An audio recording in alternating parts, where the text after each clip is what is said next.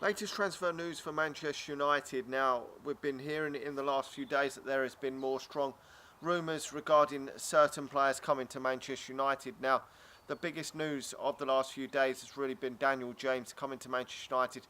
And to me, it does look like a deal is close. A lot of reporters are reporting that the deal is imminent to happen, that it's only going to be a matter of time before this deal comes off for Manchester United. And I do believe that this to be true. I don't think that this is a story that's going to linger out and be a story that the papers want to completely linger out. He's not the massive big name signing that we could have made this summer in the likes of Jadon Sancho, etc., etc. But I'm not entirely keen on Daniel James coming in if he is the main man for Manchester United next year. Now, he got, I think, 10 assists and 5 goals for the Championship outfit last year, Swansea. And yes, he's a young prospect. He's very, very quick from what I've seen on YouTube. I haven't seen enough of him play. From what I gather and what people are saying, he played decent against Manchester City in the FA Cup, which they were a bit unlucky to lose in. I didn't watch that game, so I cannot comment on that. But he does look like a player with prospect, and he's a real out-and-out winger from what I've been told.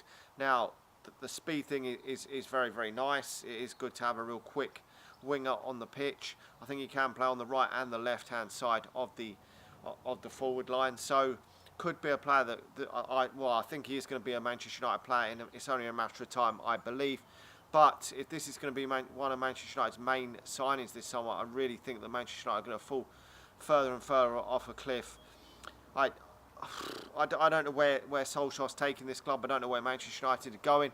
I mean, all the reports are that Manchester United are looking to sign young, exciting prospects, and that's all right to sign one or two. But they're saying that on the fact that Manchester United have bought some expensive flops in the past. Now, yes, Sanchez didn't work out. Yes, a few others haven't worked out, like Falcao and that. But you go again. You can't continue to just bring the unknown. This guy has not got any Premier League experience whatsoever. Yes, he could go on and be a very world-class winger. Yes, that is in the future. But Manchester United need ready-made players now. So if we're not going to sign someone else, another attacking player, I would be a bit worried for Manchester United's future. I really would, going forward. Now, I mean, whether we do sign some more or not, if this is just an icing on the cake signing on top of 3 or 4 first team regular players that are going to come in and improve Manchester United, then I'm fine with that. I really am. But we can't be relying on this type of signing to come in and you can't expect Daniel James to come in and play 30, 40 games next season and be one of our mainstays in the first team. You just can't expect that. If he does, fantastic, great. We've got ourselves a bargain at around 15 million, but you can't expect that. Now, obviously, I expect that deal to go through, and okay, it's done. We'll get it out of the way. Now, the second name that is getting stronger links to Manchester United is Longstaff of Newcastle. Now, another player I don't know too much about. I haven't really watched him play either. He did play in the Premier League, though. I think he's got 8 Premier League games, appearances for Newcastle in the Premier League last season. I think he played 9 in total. I believe he was injured a lot for them. So that is a bit of a reason why he didn't play there. Likening him to Michael Carrick, and he's thought of in their team as a very, very promising young player. Now, Manchester United don't need young, promising players. We've got that. We've got James Garner. We've got Angel Gomez. We've got Mason Greenwood, Tai Chong. We don't need that. We need ready first-team players that are going to come into Manchester United and do the business. And I think if we sign Daniel James, fine. But I really do not want another one. I want one, and that is it. I do not want to be signing young, hungry prospects that are going to maybe be good for Manchester United in 2 or 3 years, because Manchester United's team is on the decline. Phil Jones, Chris Smalling, Ashley Young, players of that ilk are not going to get any better. They're only going to get worse. And Manchester United need to improve the first team and not bring in squad players that are going to play League Cup games and maybe the occasional FA Cup and Europa League games. So for me, this would be a bad signing. I don't know if it's going to happen. There's contrast reports, some saying that Manchester United, the Manchester Evening News are saying that Manchester United are not interested in him, and then other reporters and papers are saying that there could be a bid or potentially a bid within the next 48 hours. This is just horseshit, this transfer. It shouldn't be happening for me. if it does happen, Manchester United still need to be buying at least 1 or 2 midfielders that go straight first in the first team, because we are going to lose players like Paul Pogba this summer. Now, the other real news, to be honest, is bissaka, I suppose. There has been reports today that Manchester United have bid 25 million for bissaka. Now, that is an absolute laughing stock, to be honest, for a player that's performed so well defensively for Crystal Palace this past season. That is just taking the piss, to be honest. We should be going out there and putting at least a £40 million bid on the table to Crystal Palace if that is true. And even then we might not get the man, because Manchester City are apparently interested in him, and over the two clubs you can't deny that Manchester City are in the stronger position. They're winning trophies, they're playing great football, and he would choose them over Manchester United. But if Manchester United go out there and pull their finger out and up their bid, it says that Crystal Palace want closer to 50 million. Just pay the fucking money, get the deal done. If they accept that, get the deal done so that Man City can't get their hands near him and it be done with. We can't be playing Ashley Young at full back next season. It's just not good enough for Manchester United. Ashley Young shouldn't even be the backup. Diogo Dalot should be the backup to bissaka next season, and Ashley Young needs to fuck off. Even though he won't, because the reports are now that we're going to give him the captain's armband, which is an absolute joke. It really is, but it is what it is for Manchester United.